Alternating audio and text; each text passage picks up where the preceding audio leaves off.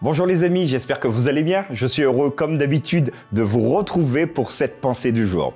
J'aimerais vous proposer de marcher sur la mer aujourd'hui. Alors pour ceux qui ont peur de l'océan, qui ont peur de la mer, des grosses vagues, la Bible nous en parle et j'aimerais vous entretenir là-dessus aujourd'hui.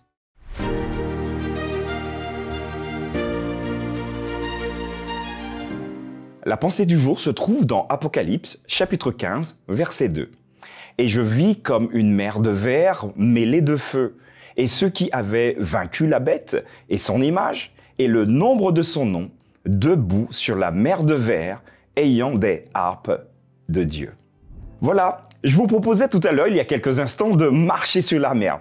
Alors, moi, j'aimerais pas trop marcher sur la mer. En tout cas, ici, aujourd'hui.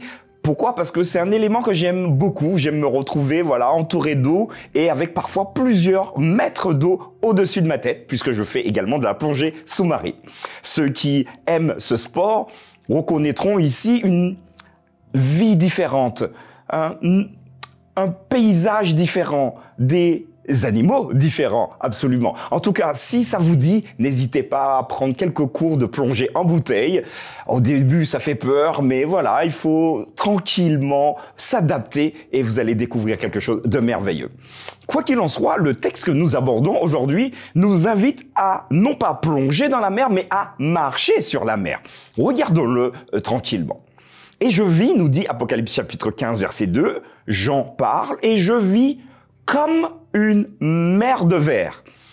Le premier élément que nous pouvons remarquer, c'est que Jean ne dit pas « j'ai vu une mer de verre ». Non, j'ai vu comme une mer de verre. Donc quelque chose qui ressemble à une mer, mais une mer qui est en verre. C'est très curieux quand même. Dans la Bible, la mer représente tout ce qui est néfaste, tout ce qui est dangereux.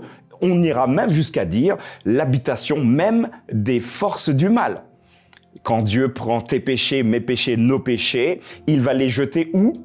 Dans la mer. Remarquez encore quand Israël sort d'Égypte, qu'est-ce que Dieu va ouvrir sur leur passage? Encore la mer, pour qu'ils puissent passer à pied sec. Donc la mer représente tout ce qui est négatif. Le fait de pouvoir donc marcher sur la mer ici, cette perspective nous ouvre une confiance totale en Dieu qui nous donne à vous et à moi les capacités de dominer les forces du mal. Grâce à Dieu, nous avons, vous et moi, la capacité de dominer les forces du mal. Et c'est ce que Dieu te promet de réaliser avec toi et pour toi. Une mer de verre. Et ce qui est intéressant, et son image. Donc l'image de la bête, vous avez compris les amis, la bête qui c'est. Apocalypse un peu plus tard nous dira que la bête finalement c'est Satan.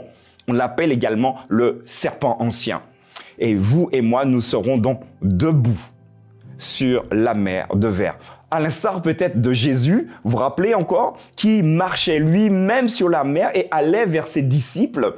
Il te donne, comme à Pierre, la possibilité de venir à lui en marchant sur la mer, pourvu que tes yeux restent bien fixés sur lui.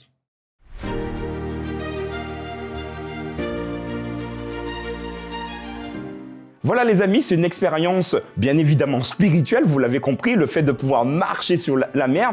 N'hésitez pas, en tout cas pour ceux qui nous rejoignent, à vous abonner, à transmettre ce message, parce que Dieu nous fait une promesse formidable de pouvoir vaincre toutes les forces du mal pour que nous ayons une spiritualité bien épanouie. Je vous donne rendez-vous demain pour une nouvelle pensée du jour.